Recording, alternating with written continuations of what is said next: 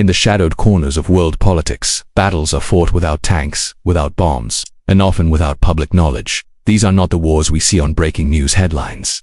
They are hidden wars where diplomacy and espionage collide, where handshakes at official banquets mask betrayals whispered through secret cables, and where embassies, trade deals, and peace talks become the front lines of intelligence warfare. This is the untold story of how nations, even in times of peace, remain locked in silent conflict. The world has always been a chessboard of power. For centuries, kings and emperors sent emissaries to foreign courts, not only to negotiate treaties, but also to gather secrets. The art of diplomacy and the craft of espionage grew side by side, like twin vines twisting around the same pole. A diplomat's mission was to build trust, while a spy's mission was to exploit it. And as the centuries passed, the line between these two roles blurred, creating a landscape where embassies could double as intelligence hubs, and every diplomatic exchange might carry a hidden agenda in the modern era. This dance between diplomacy and espionage has only intensified. The Cold War made it glaringly clear. The world was divided into two camps, the United States and its allies on one side, and the Soviet Union and its bloc on the other. Diplomats held summits, signed arms control agreements, and exchanged smiles before cameras. But behind the scenes, spies were busy intercepting communications, recruiting informants, and running covert operations from within embassy walls. In many ways, diplomacy was the velvet glove that covered the iron fist of espionage. Consider the story of the United States Embassy in Moscow during the Cold War. On the surface, it was a symbol of American presence in the Soviet capital, a place where diplomats could meet their counterparts and officially discuss bilateral relations. Yet the Soviets suspected, and rightly so, that the building was a hub of intelligence activity. KGB agents went so far as to embed bugs inside the very structure of the embassy while it was being built, ensuring that every conversation, every classified discussion, could potentially be overheard. At the same time, American intelligence officers posted in Moscow tried to map the KGB's network, attempting to turn Soviet officials into informants. Here was diplomacy and espionage, operating in tandem, often indistinguishable from one another. The same was true in Washington. Soviet diplomats in the elegant buildings along Massachusetts Avenue often doubled as intelligence officers, gathering secrets about U.S. military projects, political strategy, and industrial technology. The FBI tracked them constantly, but the dance was relentless. To the public, these were diplomats. To the agencies in the know, they were spies with diplomatic cover. Hidden wars were being waged every single day, without a single bullet fired. But espionage is not limited to the Cold War. In today's globalized world, diplomacy still walks hand in hand with intelligence. Every summit between world leaders is accompanied by intelligence teams trying to gain leverage. When presidents or prime ministers meet, their aides and interpreters are carefully vetted, because history has shown how often a whisper, a misplaced document, or a hacked communication can change the course of negotiations. Modern espionage has simply adapted to new technology. Where once letters were intercepted and telephones tapped, now emails are hacked, encrypted servers infiltrated, and surveillance devices disguised as everyday objects. The essence remains the same. Diplomacy provides the stage, but espionage writes the hidden script. China, for example, has risen as a central figure in this new era of hidden wars. As Beijing expands its diplomatic footprint across the globe, concerns grow in Western capitals that embassies may also function as listening posts. This suspicion is not unfounded. Intelligence reports from multiple countries suggest that espionage networks often run parallel to diplomatic missions. For Beijing, diplomacy is about showcasing power, forging trade deals, and shaping global narratives. But for its rivals, every new embassy or cultural exchange center is scrutinized as a potential cover for intelligence collection. This duality has turned simple construction projects like a new embassy in a European capital into geopolitical controversies. The United States, too, continues to wage its hidden wars. Embassies across the world are equipped not just with conference rooms and visa offices, but with secure intelligence facilities. Inside what appear to be ordinary buildings, the CIA and NSA often operate listening posts, monitoring communications across entire regions. These operations rarely make headlines, but they are critical to America's global reach. Diplomats stationed abroad may spend their days engaging in official business, while in the evenings, intelligence briefings guide the strategies that will never be spoken of in press conferences. The smiling photo ops at diplomatic banquets mask the reality of a constant invisible struggle. Meanwhile, Russia has inherited the KGB's legacy. Today, the FSB and GRU carry forward the tradition of using diplomatic cover to infiltrate foreign governments. British intelligence has long accused Russian diplomats of orchestrating espionage operations on UK soil.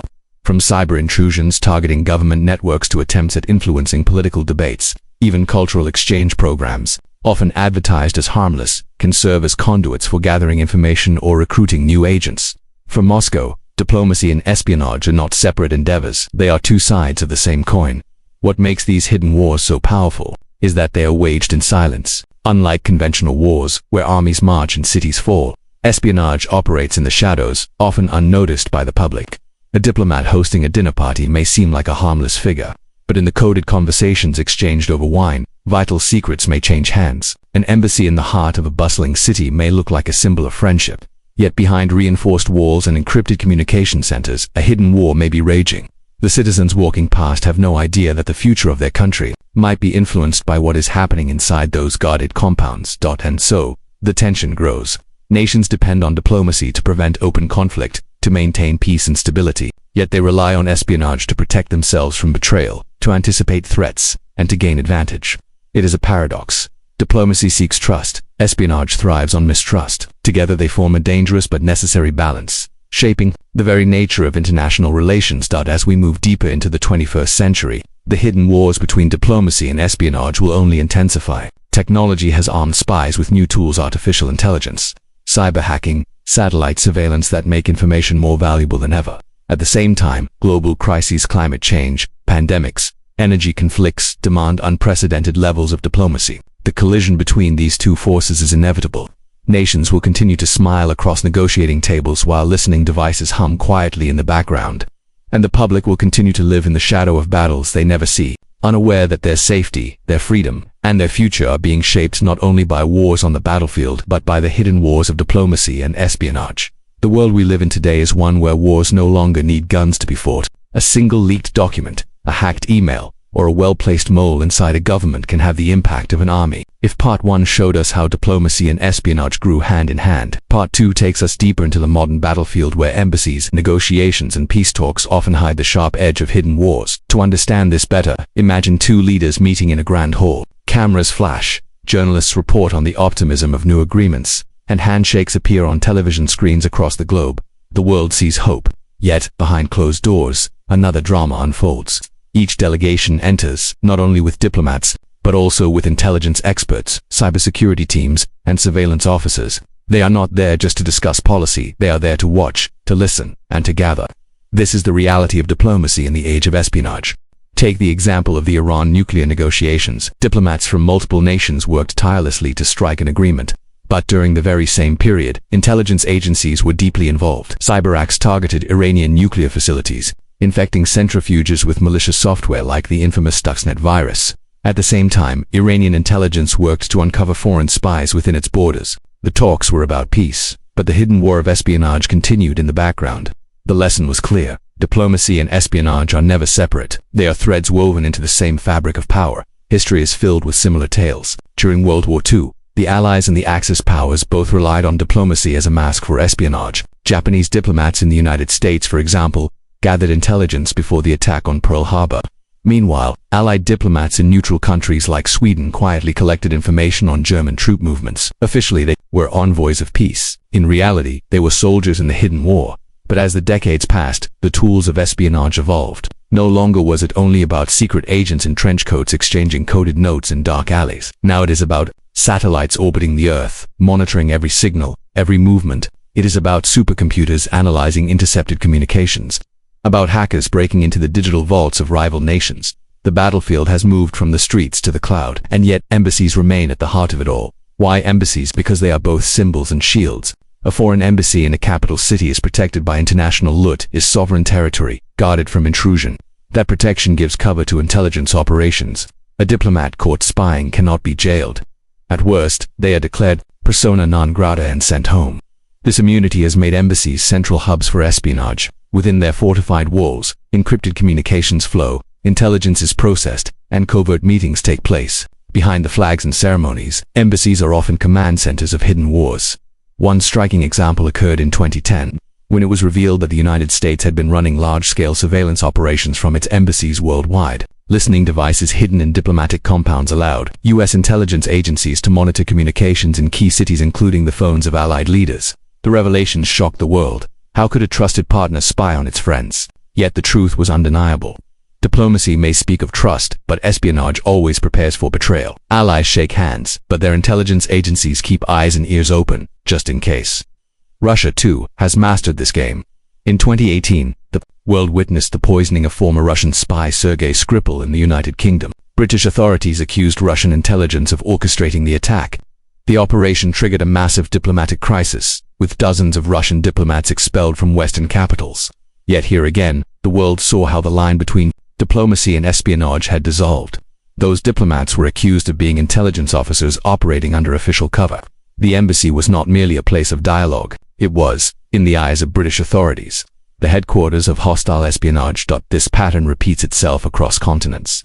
China's rise as a global power has also been accompanied by increasing suspicion of espionage under diplomatic cover, from allegations of intellectual property theft to accusations of cyber attacks. Western governments have repeatedly pointed fingers at Chinese operatives working under the guise of diplomacy.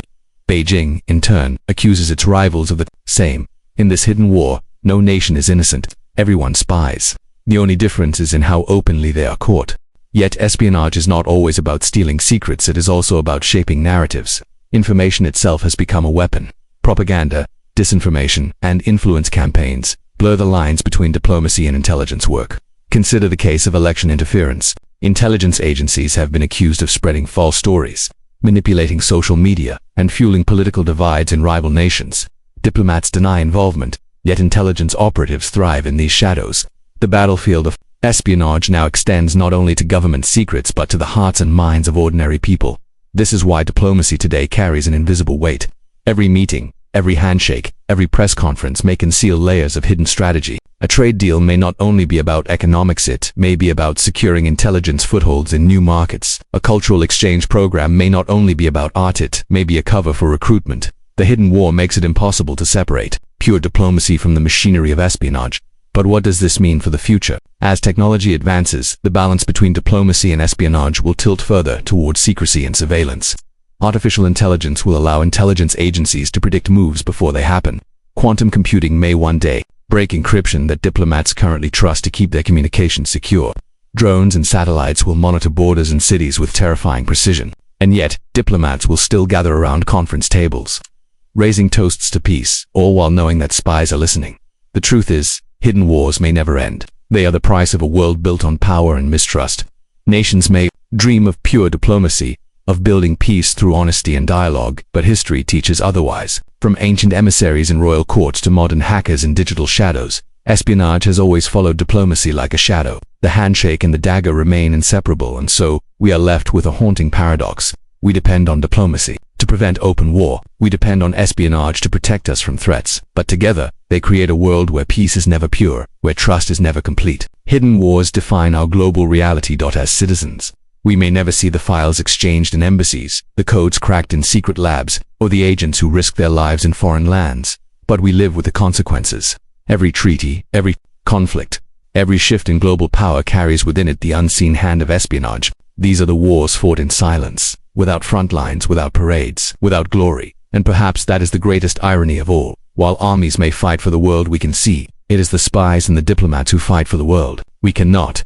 The wars that shape our future may not be fought on battlefields at all. They may be fought in embassies, in encrypted servers, in whispered conversations, and in the silent spaces between diplomacy and espionage.